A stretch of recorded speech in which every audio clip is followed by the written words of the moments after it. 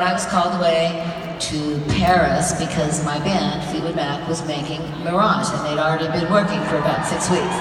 So it was like, they were like, okay, it's time. And I made the promise, so I was good on my word, so I had to wrap it up. So I went off to Paris. It wasn't that bad. At least I went to Paris, not like Siberia or somewhere. So I went to Paris, and it was in this big castle outside of Paris. And but it was really pretty, but it really wasn't that great of a place. It was hot, and there was no ice. But what I did was, I already had my songs for Mirage. So I'd already written Wild Heart. And the reason is because in my really insecure heart, my really insecure wild heart, I was terrified that people were going to think, if I didn't do a second record and it wasn't good, that Bella Donna was just a fluke. And that was not going to happen. I was not going to let it happen. So when I was in Paris, I was like really aware of that. So I was all, you know, it was kind of a beautiful romantic place, so I could write. So when I got done with Mirage, I called Jimmy Iovine and I said, okay, I'm ready to go in. Wild Heart's done, most of the songs are written, and I think it's really good. It's definitely not Bella Donna, it's different, but I think it's really good. Can we start like in 1 week? And he said, yes, we can. So we went into the studio, made Wild Heart. It was not as easy as Bella Donna because I was a little more spoiled by then. I was a little crazier by then. And it was more fragmented and wilder. It was the Wild Heart, so it was a wilder record.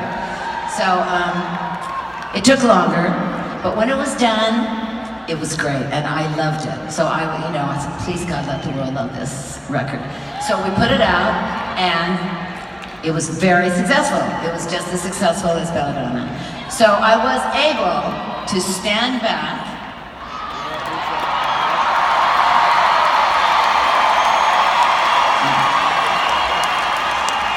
accidentally. Somebody yelled that out in the audience the other night, and now it is written in my brain. So I was able to actually just look at the whole situation and go, okay, now this has proved to the world and to my band that Bella Donna was not a fluke. But more important than that, it proved to the world that my solo career was not a fluke.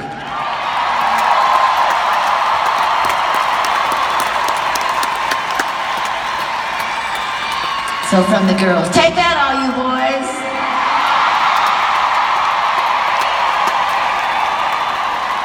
So anyway, that was the story of those two. I mean, there's so very much more. I'll put it in a book sometime when I'm like 95. But anyway, so the last part of this little story is this cape. This is the original Bella Donna cape that I wore on the back of the cover, on the inside of the cover of Bella Donna. I'm going to show it to you now.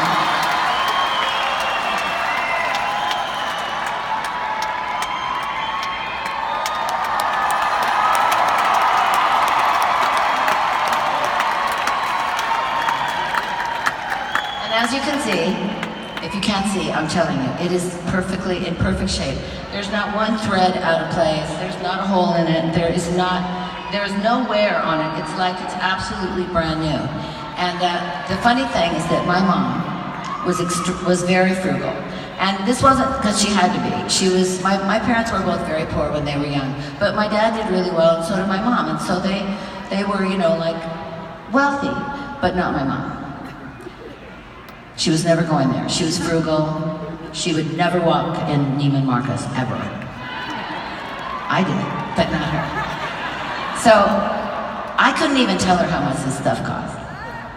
So, because this cost $2,000 in 1981. Now that's a lot of money now too, but in 1981, it was a lot of money. And so if I'd said to her, Mom, this cape for one song cost $2,000, she would have just fallen over dead in front of me, my little mother. So, but this is what she would say now, if she was here, and she's not here, but if she was here, she would say, Stevie, that was a very, very good choice of fabric that you made.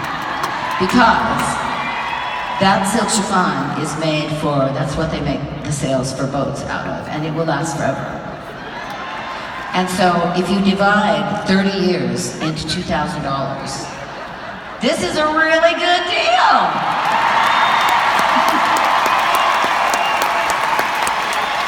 So that's the little precious bit of my mom I carry with me, that little person behind me saying, you know, the money might run out. So be careful, especially now.